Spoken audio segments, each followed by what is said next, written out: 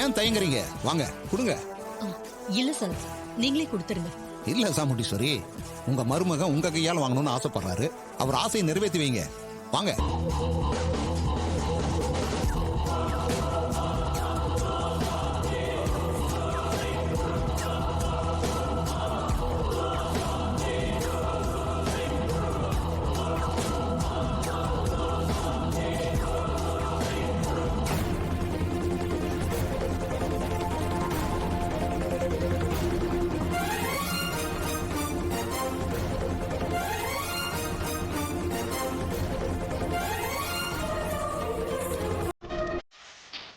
வாங்கிக்கோ.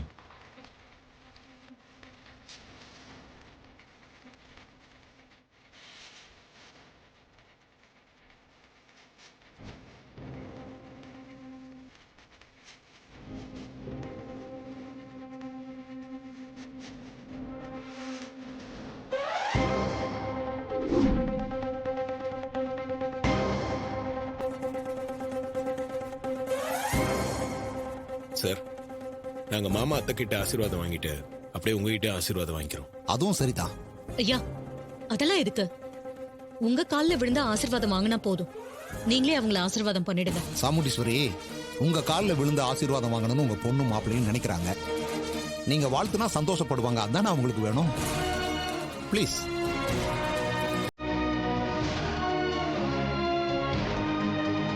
ஃபர்ஸ்ட் அவங்க கிட்ட வாங்கிக்கோங்க. Thank you sir. வா,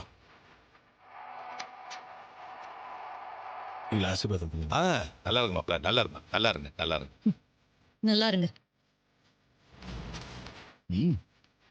ரோகிணி, சகல அத்தை கிட்ட சவால் விட்டு ஜெயிச்சிட்டாப்ல. பாவம், அத்தம் தான் பார்க்க முடியல. நீங்க ஆசீர்வாதம் பண்ணுங்க சார். உங்களுக்கு எல்லா செல்வங்களும் கிடைச்சு பெருவாழ்வு வாழணும். சந்தோஷமா இருங்க. உங்க எல்லாருக்கும் இனிய பொங்கல் நல்வாழ்த்துக்கள். சார், நல்ல நேரம் வந்துருச்சு. பொங்கல் வச்சிடலாமா? வாங்க வாங்க சார். போலாம்.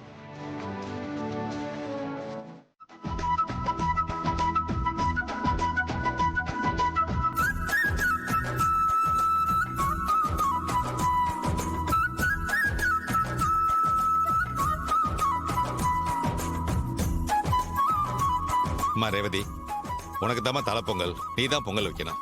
வைமா. ஆமா ரேவதி, நீ தான் பொங்கல் வைக்கணும். நாங்கெல்லாம் வேடிக்கை தான் பார்ப்போம். பொங்கல் வச்சு படைச்சதும் நாங்கெல்லாம் நல்லா சாப்பிடுவோம்.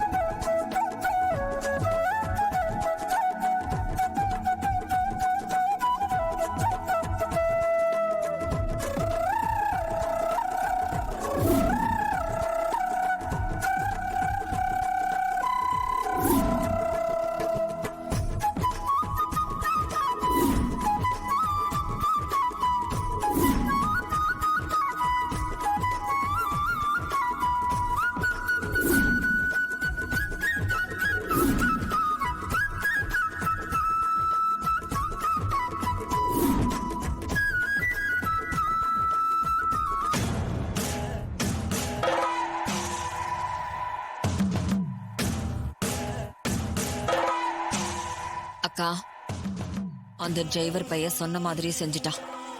உன் கையாலேயே புது ட்ரெஸ் வாங்கிட்டான். சரியான கிரிமினலா இருக்கான்.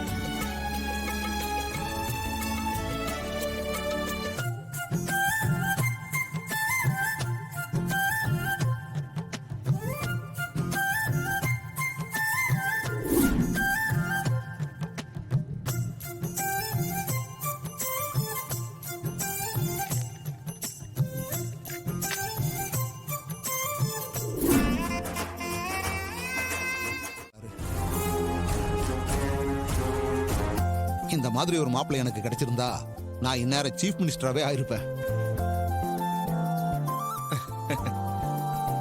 தம்பி, கவலையே படாதீங்க.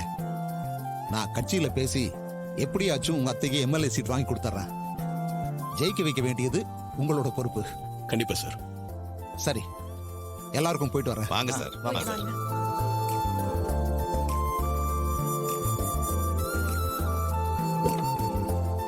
போலாம்.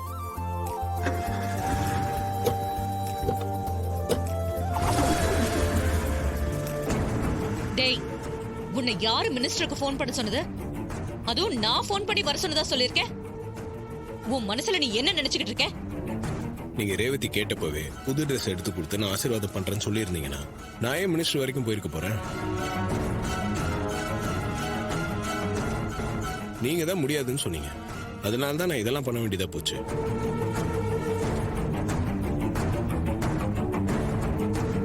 ரேவதி என்னோட மனைவி. அவ ஆசைப்பட்டதை நிறைவேற்றி வைக்க வேண்டியது என்னோட கடமை.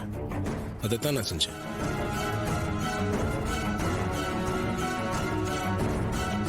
பொண்டாட்டி மேல பாசம் இருக்கிற எந்த புருஷனும் இதைத்தான் செய்வான். சகல சூப்பர்ப்பா, ஃபென்டாஸ்டிக் பிளான்.